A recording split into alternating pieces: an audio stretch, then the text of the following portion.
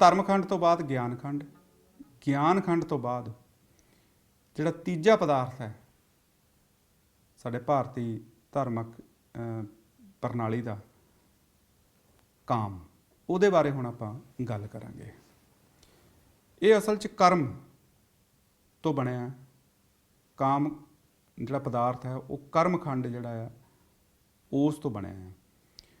ਪਰ ਪਹਿਲੇ ਪਾਤਸ਼ਾਹ ਨੇ ਕਰਮ ਖੰਡ ਨੂੰ ਦੋ ਹਿੱਸਿਆਂ ਦੇ ਵਿੱਚ ਵੰਡਿਆ, ਸਰਮ ਖੰਡ ਤੇ ਕਰਮ ਖੰਡ। ਅੰਗਰੇਜ਼ੀ ਦੇ ਵਿੱਚ ਇਸ ਨੂੰ ਬਹੁਤ ਸਪਸ਼ਟ ਤੇ ਸਿੰਪਲ ਅਸੀਂ ਕਹਿ ਸਕਦੇ ਹਾਂ ਕਿ ਐਕਸ਼ਨ ਐਂਡ ਰਿਐਕਸ਼ਨ। ਸ਼ਰਮ ਦਾ ਮਤਲਬ ਹੁੰਦਾ ਆ ਮਿਹਨਤ, ਕਰਮ ਦਾ ਮਤਲਬ ਹੁੰਦਾ ਆ ਰਿਐਕਸ਼ਨ। ਪਰ ਇੱਕ ਵੱਡੀ ਟਰਮ ਕਰਮ ਹੈ ਜਿਹਦੇ ਵਿੱਚ ਸ਼ਰਮ ਵੀ ਆਪਣੇ ਆਪ ਆ ਜਾਂਦੀ ਹੈ, ਸ਼ਰਮ। ਸੋ ਗੁਰੂ ਸਾਹਿਬ ਨੇ ਜਦੋਂ ਜਪਜੀ ਸਾਹਿਬ ਦੀ ਰਚਨਾ ਕੀਤੀ ਤਾਂ ਅਸੀਂ ਇਸ ਦਾ ਟੇਬਲ ਦੇਖੀਏ, ਇਸ ਨੂੰ ਕੰਪੇਅਰ ਕਰੀਏ। ਅਸੀਂ ਇੱਕ ਸਰਮ ਖੰਡ ਨੂੰ ਅਸੀਂ ਕਰਮ ਖੰਡ ਨਾਲੋਂ ਵੱਖਰਾ ਨਹੀਂ ਕਰ ਸਕਦੇ, ਜਾਂ ਕਰਮ ਖੰਡ ਨੂੰ ਸਰਮ ਖੰਡ ਤੋਂ ਬਿਨਾਂ ਅਸੀਂ ਵਿਆਖਿਆ ਨਹੀਂ ਕਰ ਸਕਦੇ। ਇਹਨਾਂ ਦੀ ਵਿਆਖਿਆ ਇਕੱਠੀ ਹੀ ਦੋਨਾਂ ਦੀ ਕਰਨੀ ਪਏਗੀ, ਜਿਹੜਾ ਕਿ ਹੁਣ ਤੁਸੀਂ ਇਸ ਟੇਬਲ ਦੇ ਰਾਹੀਂ ਇਸ ਕਿਤਾਬ ਦੇ ਵਿੱਚ ਵੀ ਅਸੀਂ ਬਹੁਤ ਜ਼ਿਆਦਾ ਐਕਸਪਲੇਨ ਕੀਤਾ ਆ, ਤੁਸੀਂ ਦੇਖ ਸਕਦੇ ਹੋ। ਜਿਸ ਤਰ੍ਹਾਂ ਅੱਖਰ ਸ਼ਰਮ ਹੈ ਜਾਂ ਸ਼ਰਮ ਪੰਜਾਬੀ ਦੇ ਵਿੱਚ ਕਹਿ ਦਿੰਦੇ ਆ, ਇਸ ਦਾ ਪੁਰਾਤਨ ਜਿਹੜਾ ਜੋੜ ਤੋੜ ਉਹ ਵੀ ਦੇਖਣਾ ਬਣਦਾ ਹੈ। ਇੱਕ ਅੱਖਰ ਆਉਂਦਾ ਆਸ਼ਰਮ। ਅਕਸਰ ਪੁਰਾਣਾ ਹੁੰਦਾ ਹੈ ਕਿ ਹਿੰਦੂ ਧਰਮ ਦੇ ਵਿੱਚ ਕਿ ਆਸ਼ਰਮ ਦੇ ਵਿੱਚ ਰਿਸ਼ੀ ਮੁਨੀ ਰਹਿ ਰਹੇ ਸੀ। ਆਸ਼ਰਮ ਦਾ ਮਤਲਬ ਹੁੰਦਾ ਹੈ ਕਿ ਜਿੱਥੇ ਜਿਹੜੀ ਮਿਹਨਤ ਤੁਹਾਡੀ ਪੂਰੀ ਹੋ ਚੁੱਕੀ ਹੈ, ਹੁਣ ਤੁਸੀਂ ਰੈਸਟ ਕਰ ਰਹੇ ਹੋ। ਆਸ਼ਰਮ, ਸ਼ਰਮ ਦਾ ਮਤਲਬ ਮਿਹਨਤ, ਆ ਦਾ ਮਤਲਬ ਹੁੰਦਾ ਮਿਹਨਤ ਕਰ ਚੁੱਕੇ ਹਾਂ। ਸਰਮ ਖੰਡ ਦੇ ਵਿੱਚ ਪਹਿਲੀ ਪੰਕਤੀ ਆ, ਸਰਮ ਖੰਡ ਕੀ ਬਾਣੀ ਰੂਪ। ਹੁਣ ਇੱਥੇ ਬਾਣੀ ਦੀ ਗੱਲ ਚੱਲ ਰਹੀ ਹੈ। ਧਰਮ ਅਪਣਾ ਲਿਆ, ਗਿਆਨ ਗੁਰੂ ਨੇ ਦੇ ਦਿੱਤਾ, ਅਸੀਂ ਫੋਕਸ ਹੋ ਗਏ ਹਾਂ, ਹੁਣ ਮਿਹਨਤ ਕਰ ਰਹੇ ਹਾਂ। ਹੁਣ ਅਸੀਂ ਸ਼ਰਮ ਖੰਡ ਦੇ ਵਿੱਚ ਹਾਂ। ਇਸ ਖੰਡ ਦੇ ਵਿੱਚ ਜਿਹੜੀ ਬਾਣੀ ਹੈ, ਜਿਹੜੀ ਸਾਨੂੰ ਉਹਨਾਂ ਨੇ ਸ਼ਬਦ ਨਾਮ ਸਾਨੂੰ ਉਹ ਪੜ੍ਹਾਉਂਦੇ ਨੇ, ਉਹਨਾਂ ਨੇ ਦਿੱਤਾ ਹੋਇਆ, ਉਹ ਰੂਪ 'ਚ ਹੁੰਦਾ ਆ। ਅੱਜ ਦੇ ਟਾਈਮ ਦੇ ਵਿੱਚ ਮੰਨ ਲਓ ਕਿ ਅਸੀਂ ਜਪਜੀ ਸਾਹਿਬ ਪੜ੍ਹ ਰਹੇ ਹਾਂ, ਜਪਜੀ ਸਾਹਿਬ ਦਾ ਪਾਠ ਕਰ ਰਹੇ ਹਾਂ, ਸਵੇਰ ਨੂੰ ਨਿਤਨੇਮ ਕਰ ਰਹੇ ਹਾਂ, ਉਹ ਰੂਪ 'ਚ ਹੈ। ਅਸੀਂ ਬੋਲ ਕੇ ਕਰ ਰਹੇ ਹਾਂ, ਉਸ ਦਾ ਰੂਪ ਹੈ। ਇਹ ਜਿਹੜੇ ਬੋਲ ਹੈ ਇਹ ਵੀ ਰੂਪ ਹੈ।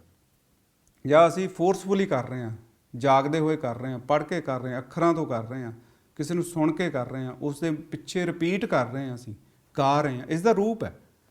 ਸੋ ਜਦੋਂ ਅਸੀਂ ਮਿਹਨਤ ਕਰ ਰਹੇ ਹੁੰਦੇ ਨਾ ਤਾਂ ਸਾਡੀ ਮਿਹਨਤ ਦਾ ਰੂਪ ਹੁੰਦਾ ਹੈ। ਹੁਣ ਜੇ ਆਪਾਂ ਕੰਪੈਰੇਟਿਵ ਕਰਮਖੰਡ ਦੇ ਨਾਲ ਦੀ ਲਾਈਨ ਦੇਖੀਏ, ਪਹਿਲੀ ਲਾਈਨ, ਪਹਿਲੀ ਪੰਕਤੀ, ਤਾਂ ਉਸ ਦੇ ਵਿੱਚ ਕਹਿੰਦੇ ਨੇ ਕਰਮ ਖੰਡ ਕੀ ਬਾਣੀ ਜੋਰ। ਕਹਿੰਦੇ ਜਦੋਂ ਤੁਹਾਨੂੰ ਕਰਮ ਮਿਲਣ ਲੱਗ ਪੈਂਦਾ ਨਾ, ਤੁਹਾਡਾ ਰਿਐਕਸ਼ਨ ਹੋਣ ਲੱਗ ਪੈਂਦਾ, ਉੱਧਰੋਂ ਮਿਹਰ ਹੋਣ ਲੱਗ ਪੈਂਦੀ ਹੈ, ਤਾਂ ਇਹ ਜਿਹੜੀ ਬਾਣੀ ਹੈ, ਜਿਹੜੀ ਪਹਿਲਾਂ ਰੂਪ ਹੁੰਦੀ ਹੈ, ਮਿਹਨਤ ਕਰ ਰਹੇ ਹੁੰਦੇ ਤੁਸੀਂ, ਇਹ ਆਟੋਮੈਟਿਕ ਹੋ ਜਾਂਦੀ ਹੈ। ਇਹ ਜ਼ੋਰ ਮੰਡਲਾਂ ਚੱਲਣ ਲੱਗ ਜਾਂਦੀ ਨੇ।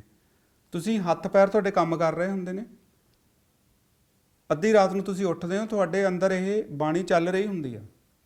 ਤੁਸੀਂ ਬਹੁਤ ਵਾਰੀ ਦੇਖਿਆ ਹੋਣਾ, ਅਸੀਂ ਸਾਰਿਆਂ ਨੇ ਦੇਖਿਆ ਹੋਣਾ ਕਿ ਕੋਈ ਪ੍ਰਚਲਿਤ ਬਹੁਤ ਪਪੂਲਰ ਗੀਤ ਹੈ, ਉਹ ਚੱਲਦਾ, ਬੜੀ ਹਿੱਟ ਫਿਲਮ ਹੁੰਦੀ, ਬੜਾ ਹਿੱਟ ਗੀਤ ਹੁੰਦਾ ਆ, ਮੂੰਹ 'ਤੇ ਚੜ੍ਹਿਆ ਹੁੰਦਾ, ਸਵੇਰੇ ਸ਼ਾਮ ਲੰਘਦੇ ਵੜਦੇ ਇੱਧਰ ਉੱਧਰ ਮੂੰਹ 'ਚ ਚੱਲ ਰਿਹਾ ਹੁੰਦਾ ਆਪਣੀ ਸੁਰਤ ਦੇ ਵਿੱਚ, ਅਤੇ ਰਾਤ ਨੂੰ ਕਈ ਵਾਰੀ ਅਸੀਂ ਉੱਠਦੇ ਹਾਂ ਨਾ ਤਾਂ ਉਹੀ ਗੀਤ ਸਾਡੀ ਸੁਰਤ ਦੇ ਵਿੱਚ ਚੱਲ ਰਿਹਾ ਹੁੰਦਾ, ਉਹੀ ਧੁਨ ਸਾਡੀ ਚੱਲਦੀ ਹੁੰਦੀ ਹੈ, ਉਹ ਜ਼ੋਰ 'ਚ ਹੈ।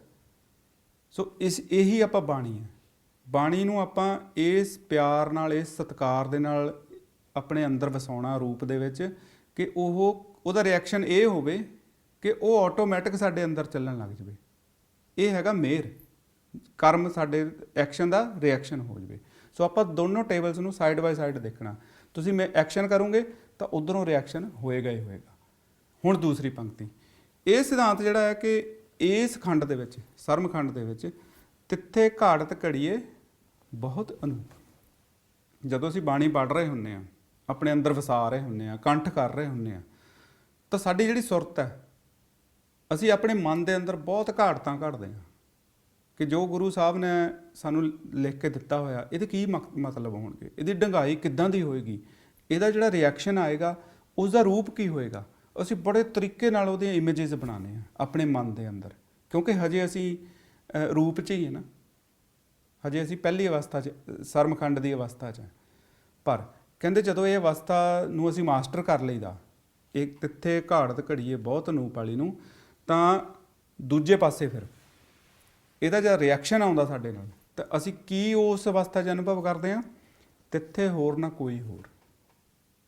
ਉੱਥੇ ਸਾਰੇ ਰੂਪ ਖਤਮ ਹੋ ਜਾਂਦੇ ਨੇ, ਘਾੜਤਾਂ ਖਤਮ ਹੋ ਜਾਂਦੀਆਂ ਨੇ, ਹੁੰਦਾ ਹੀ ਨਹੀਂ ਕੁਛ। ਤਿੱਥੇ ਹੋਰ ਨਾ ਕੋਈ ਹੋਰ, ਤਿੱਥੇ ਜੋਧ ਮਹਾਬਲ ਸੂਰ। ਹੁਣ ਇਸ ਅਵਸਥਾ ਦੇ ਵਿੱਚ ਕੋਈ ਯੋਧਾ ਮਹਾਬਲੀ ਸੂਰਮਾ ਹੀ ਪਹੁੰਚਦਾ ਆ।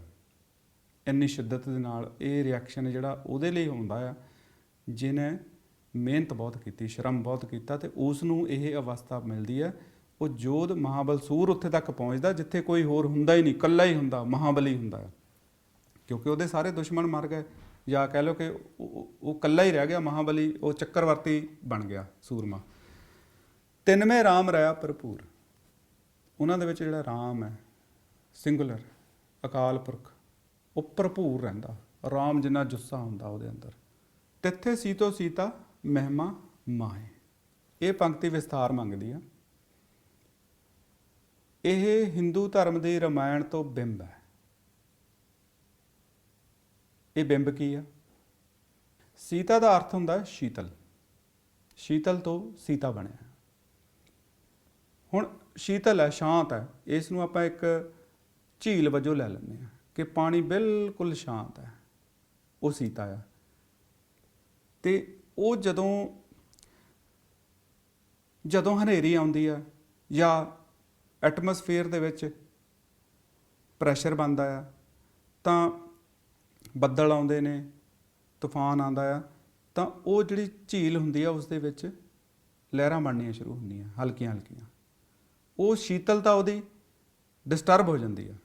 ਉਸ ਨੂੰ ਸੀਤੋ ਕਿਹਾ ਗਿਆ ਇੱਥੇ, ਕਿ ਜਦੋਂ ਸਾਡੀ ਜਿਹੜੀ ਆਤਮਾ ਆ ਜਾਂ ਸਾਡੀ ਸੁਰਤ ਹੈ ਉਹ ਆਪਣੇ ਮੂਲ ਨਾਲੋਂ ਸ਼ੀਤਲ ਅਵਸਥਾ 'ਚੋਂ ਭਟਕ ਕੇ ਉਸ ਨੂੰ ਰਾਵਣ ਲੈ ਜਾਂਦਾ ਆ, ਸਾਡੇ ਵਿਕਾਰ ਜਿਹੜੇ ਨੇ ਕਾਮ ਕ੍ਰੋਧ ਲੋਭ ਮੋਹ ਹੰਕਾਰ ਉਹਨੂੰ ਵਰਤਣ ਲੱਗ ਜਾਂਦੇ ਨੇ, ਤਾਂ ਉਹ ਡਿਸਟਰਬ ਹੋ ਜਾਂਦੀ ਹੈ ਸਾਡੀ ਸੁਰਤ, ਉਹ ਸੀਤੋ ਹੋ ਜਾਂਦੀ ਹੈ, ਸੀਤਾ ਤੋਂ ਸੀਤੋ ਹੋ ਜਾਂਦੀ ਹੈ। ਇਹ ਦੋ ਵਿਆਖਿਆਵਾਂ ਯਾਦ ਰੱਖਣੀਆਂ ਨੇ, ਸੀਤੋ ਤੇ ਸੀਤਾ। ਸੀਤੋ ਡਿਸਟਰਬਡ ਜਾਂ ਟਰਬੂਲੈਂਟ, ਟਰਬੂਲੈਂਸ ਹੁੰਦੀ ਹੈ ਉਹਦੇ ਵਿੱਚ। ਹੁਣ ਕਹਿੰਦੇ ਇਸ ਅਵਸਥਾ ਦੇ ਵਿੱਚ ਉਹਨਾਂ ਦੇ ਅੰਦਰ ਰਾਮ ਭਰਪੂਰ ਰਹਿੰਦਾ, ਤੇ ਜਿਹੜੀ ਉਹਨਾਂ ਦੀ ਸੀਤੋ, ਉਸ ਸਿੱਖ ਦੀ ਆਤਮਾ ਸੁਰਤ ਜਿਹੜੀ ਹੈ ਉਹ ਟਰਬੂਲੈਂਟ ਸੀਗੀ। ਹੁਣ ਉਹ ਸੀਤਾ ਹੋ ਕੇ, ਸ਼ੀਤਲ ਹੋ ਕੇ ਮਹਿਮਾ ਮਾਹੇ। ਮਹਿਮਾ ਦਾ ਅਰਥ ਹੁੰਦਾ ਮੈਂ ਹੀ ਮੈਂ, ਮਾਂ ਹੀ ਮਾਂ, ਮੈਂ ਹੀ ਮੈਂ। ਸੈਲਫ ਦੇ ਵਿੱਚ ਇੰਸਟਾਲ ਹੋ ਜਾਂਦੀ, ਆਪਣੀ ਓਰੀਜਨਲ ਅਵਸਥਾ। ਮਹਿਮਾ ਦਾ ਮਤਲਬ ਹੁੰਦਾ ਓਰੀਜਨੈਲਿਟੀ 'ਚ ਆ ਜਾਂਦੀ ਆ। ਇਹ ਰਿਜ਼ਲਟ ਹੈ। ਪਹਿਲਾਂ ਤਿੱਥੇ ਘਾੜਤ ਘੜੀਏ ਬਹੁਤ ਅਨੂਪ ਹੋ ਰਿਹਾ ਹੁੰਦਾ, ਪਤਾ ਨਹੀਂ ਹੁੰਦਾ ਕੀ ਮੂਹਰੇ ਆਉਣਾ ਹੈ, ਪਰ ਉਹਦਾ ਰਿਜ਼ਲਟ ਕੀ ਹੁੰਦਾ ਹੈ ਜੋ ਆਪਾਂ ਹੁਣੇ ਐਕਸਪਲੇਨ ਕੀਤਾ ਕਿ ਤਿੱਥੇ ਹੋਰ ਨਾ ਕੋਈ ਹੋਰ, ਤਿੱਥੇ ਜੋਧ ਮਹਾਬਲ ਸੂਰ, ਤਿੰਨਵੇਂ ਰਾਮ ਰਹਾ ਭਰਪੂਰ, ਤਿੱਥੇ ਸੀਤੋ ਸੀਤਾ ਮਹਿਮਾ ਮਾਏ। ਇਹ ਫਾਈਨਲ ਰਿਜ਼ਲਟ ਆਉਂਦਾ ਹੈ। ਉਸ ਤੋਂ ਬਾਅਦ ਹੁਣ ਆਪਾਂ ਅਗਲੀ ਪੰਕਤੀ ਵੱਲ ਜਾਂਦੇ ਹਾਂ ਸਰਮਖੰਡ ਦੀ ਫਿਰ, ਕਿ ਜੇ ਕੋ ਕਹੇ ਪਿੱਛੇ ਪਛਤਾਏ। ਹੁਣ ਅਸੀਂ ਕੀ ਕਰਦੇ ਹਾਂ ਕਿ ਅਸੀਂ ਅਜੇ ਸਰਮਖੰਡ ਦੇ ਵਿੱਚ ਹੀ ਹੁੰਦੇ ਹਾਂ, ਮਿਹਨਤ ਕਰ ਰਹੇ ਹੁੰਦੇ ਹਾਂ, ਅਸੀਂ ਪ੍ਰਚਾਰਕ ਬਣ ਜਾਈਦਾ, ਅਸੀਂ ਲੋਕਾਂ ਨੂੰ ਪ੍ਰਚਾਰ ਕਰਨਾ ਸ਼ੁਰੂ ਕਰ ਦਈਦਾ, ਦੱਸਣ ਲੱਗ ਪਈਦਾ ਕਿ ਇਹ ਇਸ ਤਰ੍ਹਾਂ ਹੈ ਜੀ, ਇਹ ਉਸ ਤਰ੍ਹਾਂ ਹੈ, ਇਹ ਇਸ ਤਰ੍ਹਾਂ ਹੈ। ਪਰ ਕਿਉਂਕਿ ਅਸੀਂ ਅਜੇ ਅਨੁਭਵ ਨਹੀਂ ਕੀਤਾ ਹੁੰਦਾ ਇਹਨਾਂ ਚੀਜ਼ਾਂ ਦਾ, ਕਰਮਖੰਡ ਸਾਡੇ 'ਤੇ ਨਹੀਂ ਹੋਇਆ ਹੁੰਦਾ, ਸਾਨੂੰ ਕਰਮ ਨਹੀਂ ਮਿਲਿਆ ਹੁੰਦਾ, ਅਸੀਂ ਵਿਆਖਿਆ ਕਰ ਦਈਦੀ ਹੈ, ਪਰ ਨਿਕਲਦਾ ਕੁਛ ਹੋਰ ਹੈ। ਅਸੀਂ ਘਾੜਤਾਂ ਘੜੀਆਂ ਹੁੰਦੀਆਂ, ਅਸੀਂ ਉਸ ਨੂੰ ਵਿਆਖਿਆ ਕਰਨੀ ਸ਼ੁਰੂ ਕਰਦੇ ਹਾਂ, ਪਰ ਰਿਜ਼ਲਟ ਕੀ ਹੁੰਦਾ ਕਿ ਉੱਥੇ ਕੋਈ ਹੋਰ ਨਾ ਹੋਰ, ਉਹ ਸਿੰਗੂਲੈਰਿਟੀ ਚੱਲ ਜਾਂਦਾ, ਉਹਦਾ ਕੋਈ ਰੂਪ ਨਾ ਰੇਖ ਨਾ ਰੰਗ ਹੁੰਦਾ ਹੈ। ਪਰਮ ਤੱਤ ਮੇਂ ਰੂਪ ਨਾ ਰੇਖ। ਅਸੀਂ ਪਰਮ ਤੱਤ ਤੱਕ ਪਹੁੰਚਣਾ, ਉਹਦਾ ਤਾਂ ਰੂਪ ਰੇਖ ਹੀ ਨਹੀਂ ਹੁੰਦਾ, ਉਹਨੂੰ ਤੁਸੀਂ ਕਿੱਦਾਂ ਵਿਆਖਿਆ ਕਰ ਸਕਦੇ ਹੋ? ਸੋ ਕਹਿੰਦੇ ਆ ਵੀ ਜਿਹੜਾ ਕੋਈ ਸਰਮਖੰਡ ਦੀ ਅਵਸਥਾ ਦੇ ਵਿੱਚ ਸਿੱਖ ਹੈ ਤੇ ਉਹ ਵਿਆਖਿਆ ਕਰਨ ਲੱਗ ਜਾਏ, ਉਹ ਫਿਰ ਪਿੱਛੋਂ ਪਛਤਾਉਂਦਾ ਆ, ਕਿਉਂਕਿ ਉਹ ਚੀਜ਼ਾਂ ਨਿਕਲਦੀਆਂ ਨਹੀਂ ਜਿਹੜੀਆਂ ਮੋਰੇ ਉਹਨੂੰ ਹਜੇ ਮਿਲਣੀਆਂ ਹੁੰਦੀਆਂ ਨੇ। ਤਿੱਥੇ ਘੜੀਏ ਸੁਰਤ ਮਤ ਮਨ ਬੁੱਧ। ਸਰਮਖੰਡ ਦੇ ਵਿੱਚ ਕਹਿਣ ਲਈ ਕੋਈ ਚੀਜ਼ ਨਹੀਂ ਹੈਗੀ, ਤੁਸੀਂ ਵਿਆਖਿਆ ਨਹੀਂ ਕਰ ਸਕਦੇ। ਇੱਥੇ ਸਿਰਫ ਤੁਹਾਨੂੰ ਤਰਾਸ਼ਿਆ ਜਾ ਰਿਹਾ ਹੁੰਦਾ, ਸਿੱਖ ਨੂੰ ਤਰਾਸ਼ਿਆ ਜਾ ਰਿਹਾ ਹੁੰਦਾ, ਘੜਿਆ ਜਾ ਰਿਹਾ ਹੁੰਦਾ। ਕੀ ਘੜਿਆ ਜਾ ਰਿਹਾ ਹੁੰਦਾ? ਅੰਦਰਲੀਆਂ ਸਾਡੀਆਂ ਅੰਦਰਲੀਆਂ ਜਿਹੜੀਆਂ ਕੈਪੇਬਿਲਿਟੀਜ਼ ਆ ਉਸ ਨੂੰ ਤਰਾਸ਼ਿਆ ਜਾ ਰਿਹਾ ਹੁੰਦਾ। ਸੁਰਤ, ਮਤ, ਮਨ, ਬੁੱਧ, ਇਹ ਚਾਰੇ ਚੀਜ਼ਾਂ ਹਰ ਮਨੁੱਖ ਦੇ ਵਿੱਚ ਹੈ, ਚਾਹੇ ਔਰਤ ਹੈ ਚਾਹੇ ਪੁਰਸ਼ ਹੈ, ਪਰ ਇਹਨਾਂ ਨੂੰ ਤਰਾਸ਼ਿਆ ਜਾ ਰਿਹਾ ਹੁੰਦਾ, ਇਹਨਾਂ ਨੂੰ ਫੋਕਸ ਕੀਤਾ ਜਾ ਰਿਹਾ ਹੁੰਦਾ। ਗੁਰੂ ਤੁਹਾਨੂੰ ਫੋਕਸ ਕਰਨ ਦੇ ਲਈ ਕਹਿ ਰਿਹਾ ਹੁੰਦਾ, ਉਹ ਤੁਹਾਨੂੰ ਟ੍ਰੇਨ ਕਰ ਰਿਹਾ ਹੁੰਦਾ। ਜਦੋਂ ਤੁਸੀਂ ਮਿਹਨਤ ਕਰ ਰਹੇ ਹੁੰਦੇ ਨਾ, ਅਸੀਂ ਆਪ ਗੁਰੂ ਦੇ ਕਹੇ 'ਤੇ, ਉਹਦੇ ਮੈਥਡ ਜਿਹੜੇ ਦੱਸੇ ਹੋਏ ਨੇ ਉਹਦੇ ਕਹੇ 'ਤੇ ਅਸੀਂ ਆਪਣੇ ਆਪ ਨੂੰ ਘੜ ਰਹੇ ਹੁੰਦੇ ਹਾਂ। ਸੁਰਤ ਵੀ ਘੜ ਰਹੇ ਹੁੰਦੇ ਹਾਂ, ਮਤ ਵੀ ਘੜ ਰਹੇ ਹੁੰਦੇ ਹਾਂ, ਮਨ ਵੀ ਘੜ ਰਹੇ ਹੁੰਦੇ ਹਾਂ, ਅਤੇ ਆਪਣੀ ਜਿਹੜੀ ਬੁੱਧੀ ਹੈ ਉਸ ਨੂੰ ਵੀ ਅਸੀਂ ਅਲਾਈਨਮੈਂਟ ਉਹਦੀ ਸਾਡੀ ਚੱਲ ਰਹੀ ਹੁੰਦੀ ਆ। ਪਰ ਹੁਣ ਚੱਲਦੇ ਹਾਂ ਕਰਮਖੰਡ ਦੇ ਵਿੱਚ। ਜਦੋਂ ਇਹ ਘੜ ਹੋ ਗਈਆਂ, ਅਲਾਈਨਮੈਂਟ ਹੋ ਗਈ, ਤਾਂ ਉੱਥੇ ਕੀ ਹੁੰਦਾ ਹੈ ਫਿਰ? ਨਾਉ ਮਰੇ ਨਾ ਠਾਗੇ ਜਾਏ, ਜਿਨ ਕੇ ਰਾਮ ਵਸੇ ਮਨ ਮਾਹੇ। ਹੁਣ ਮਨ ਦੀ ਅਲਾਈਨਮੈਂਟ ਸਿੱਧੀ ਹੋ ਗਈ ਹੈ, ਬਿਲਕੁਲ ਸਹੀ ਹੋ ਗਿਆ। ਸੁਰਤ, ਮਤ ਅਤੇ ਬੁੱਧ ਜਿਹੜੀ ਆ ਉਹ ਮਨ ਦੇ ਘੇਰੇ ਦੇ ਵਿੱਚ ਆ ਗਈ ਹੈ, ਤਰਾਸ਼ ਹੋ ਗਈ ਹੈ। ਹੁਣ ਉਹਨਾਂ ਦੇ ਮਨ ਦੇ ਅੰਦਰ ਰਾਮ ਦਾ ਵਾਸਾ ਹੋ ਗਿਆ ਹੈ ਅਤੇ ਉਹ ਸੰਪੂਰਨ ਹੋ ਗਏ ਨੇ। ਘਾੜਤ ਦਾ ਨਤੀਜਾ ਇਹ ਨਿਕਲਿਆ ਕਿ ਰਾਮ ਜਿਹੜਾ ਆ, ਇਲਾਹੀ ਨਾਮ ਹੈ, ਉਹ ਮਨ ਦੇ ਵਿੱਚ ਆ ਕੇ ਵਸ ਚੁੱਕਾ। ਰਿਜ਼ਲਟ ਇਹ ਨਿਕਲਿਆ। ਹੁਣ ਇਸ ਅਵਸਥਾ ਦੇ ਵਿੱਚ, ਸਰਮਖੰਡ ਦੀ ਅਵਸਥਾ ਦੇ ਵਿੱਚ, ਜਿੱਥੇ ਘਾੜਤ ਘੜੀ ਜਾਂਦੀ ਆ, ਇਸ ਅਵਸਥਾ ਦੇ ਵਿੱਚ ਕਹਿੰਦੇ ਕਿ ਤਿੱਥੇ ਘੜੀਏ ਸੁਰਾ ਸਿੱਧਾ ਕੀ ਸੁੱਧ।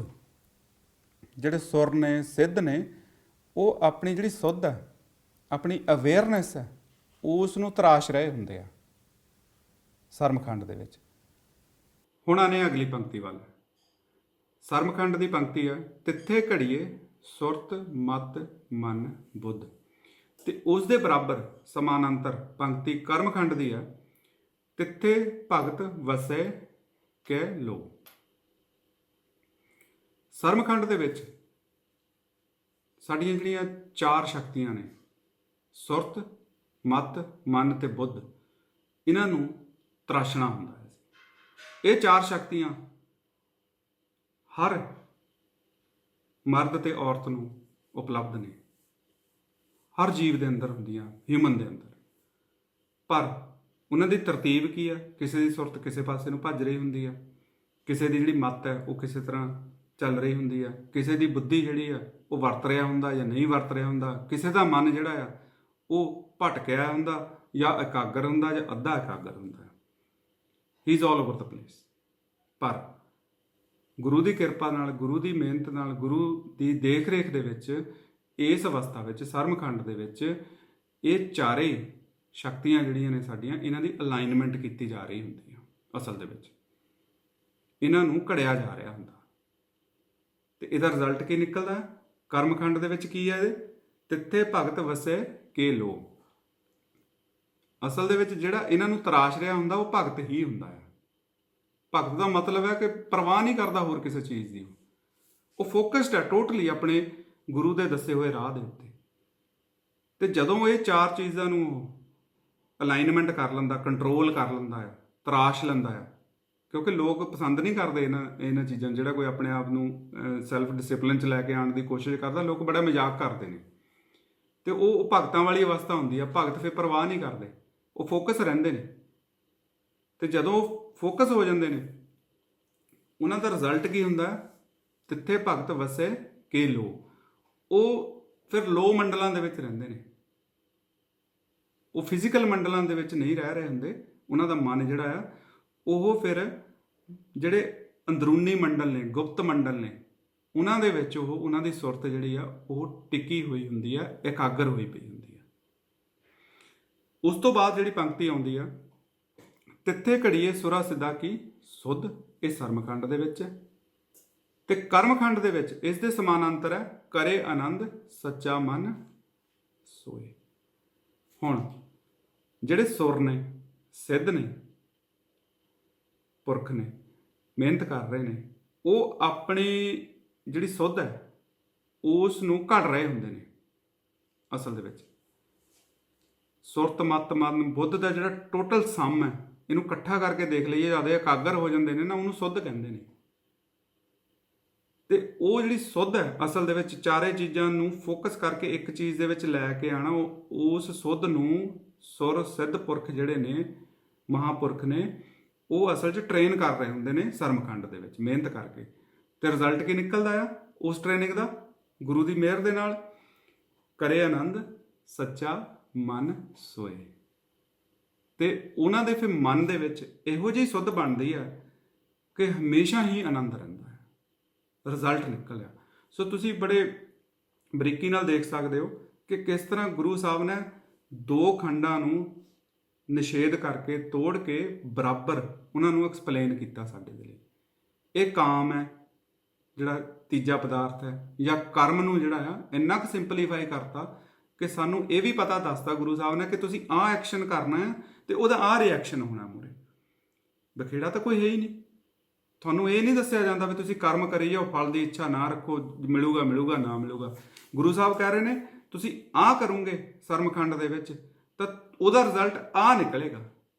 ਜੇ ਉਹ ਰਿਜ਼ਲਟ ਨਹੀਂ ਨਿਕਲ ਰਿਹਾ ਇਹਦਾ ਮਤਲਬ ਸਾਡਾ ਮੈਥਡ ਗਲਤ ਹੈ। ਬਹੁਤ ਸਿੰਪਲੀਫਾਈ ਕਰਕੇ ਗੁਰੂ ਸਾਹਿਬ ਨੇ ਸਾਨੂੰ ਦਿੱਤਾ ਹੈ। ਇਹ ਸੀ ਸਰਮਖੰਡ ਤੇ ਕਰਮਖੰਡ।